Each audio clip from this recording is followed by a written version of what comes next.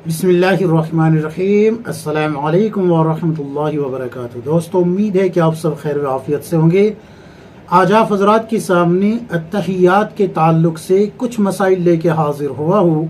कुछ हजरात हैं जिन्होंने पूछा है कि मुफ्ती साहब, अगर किसी को अत्तहियात याद ना हो तो वो अपनी नमाज कैसे मुकम्मल करे, उसकी नमाज मुकम्मल कैसे होगी, क्या अत्तहियात के बगैर नमाज हो जाती है या नहीं, शरीयत का क्या हुक्म है। तो इसके लिए आपको रद्दुल मुख्तार में दुर्र मुख्तार जिल्द नंबर 1 सफ़ा नंबर 466 खोल के देखें, आपको तमाम मसाइल मिल जाएंगे। अगर आप हमारे चैनल पर नए हैं तो चैनल को सब्सक्राइब करें, वीडियो को लाइक और शेयर करें, लोगों तक ये दीन पहुंचाने में आप हमारी मदद करें। सबसे पहले मैं आपको कुछ उसूली बातें बता देता हूँ ताकि मसले को समझना आपके लिए आसान हो जाए। कायदा ओला यानी कि 3 या 4 रकत वाली नमाज में जो दूसरी रकत पढ़ के बैठते हैं उसको कायदा ओला कहते हैं। उसमें अत्तहियात का पढ़ना वाजिब है और अत्तहियात के बकदर उस कायदा ओला में बैठना वाजिब है।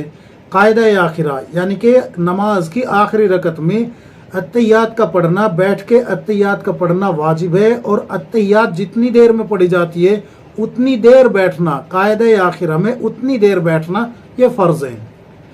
अच्छे से समझ लीजिए इन दोनों बातों को। अब चूंकि कायदा ओला और कायदा आखिरा दोनों में ही अत्तहियात का पढ़ना वाजिब है, अब अगर किसी के अत्तहियात याद नहीं है तो सबसे पहले तो उसको अत्तहियात याद करनी है। अगर याद नहीं करेगा, गफलत से यूं ही नमाजें पढ़ता रहेगा तो उसको गुनाह मिलेगा अत्तहियात ना पढ़ने का और एक वाजिब को जानबूझ के तर्क करने का गुनाह मिलेगा। अच्छे से समझ लीजिए मेरी इस बात को।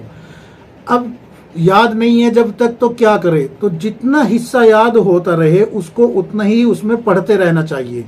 मिसाल के तौर पे थोड़ा सा याद हुआ, अत्तहियातु लिल्लाहि वस्सलावातु वत्तय्यिबातु वस्सलामु अलैका, यहाँ तक याद हो गया तो इतना पढ़े, फिर और याद हो जाए तो और बढ़ा ले। लेकिन जब तक मुकम्मल याद नहीं हो जाती और मुकम्मल पढ़ना शुरू नहीं कर देते तब तक आपके लिए हुक्म यह है कि कायदा आखिरा में यानी कि आखिरी रकत का जो कायदा है उसमें आप अत्तहियात जितनी है उतनी पढ़ के सजदा सहू करे, एक तरफ सलाम फेरे अस्सलाम वालेकुम वरहमतुल्लाह और फिर 2 सजदे करे।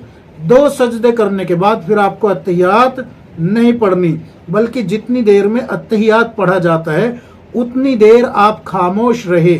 अगर आपको दरूद शरीफ याद है और दुआए मासूरा याद है तो फिर उतनी देर खामोश रहने के बाद आप जो है दरूद शरीफ और दुआए मासूरा पढ़ सकते हैं, या फिर शुरू से ही दरूद शरीफ और दुआए मासूरा पढ़ सकते हैं सजदा सहू करने के बाद, तो आपकी नमाज इस तरीके से हो जाएगी। लेकिन ये सिर्फ उन लोगों की होगी जो इनके याद अत्तहियात नहीं है और उनको अभी याद नहीं हो रही। अगर याद नहीं करेंगे तो गुनाह मिलेगा। जब तक याद नहीं होती इस तरीके से नमाज पढ़ते रहे, इस तरीके से अत्तहियात थोड़ा थोड़ा थोड़ा थोड़ा करके जितना याद होता रहे उतना पढ़ते रहे, याद होता रहे पढ़ते रहे, याद होता रहे पढ़ते रहे, तो आप एक दिन इंशाअल्लाह आपको अत्तहियात मुकम्मल याद हो जाएगा और आपकी नमाज दुरुस्त हो जाएगी। अच्छा, सोचने वाली बात यह है कि आपको सूरह फातिहा याद है, सूरत याद है, दरूद शरीफ याद है, सब कुछ याद है, लेकिन अत्तहियात याद नहीं है। इसकी वजह क्या हो सकती है? इसकी वजह यह है कि आपने या तो इसको हल्के में लिया है, या याद करने की कोशिश नहीं की, या किसी ने बताया नहीं कि इसकी अहमियत क्या है।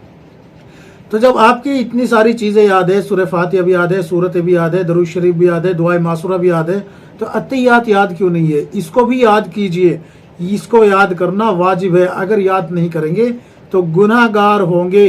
अच्छे से समझ लीजिए मैं क्या कह रहा हूँ।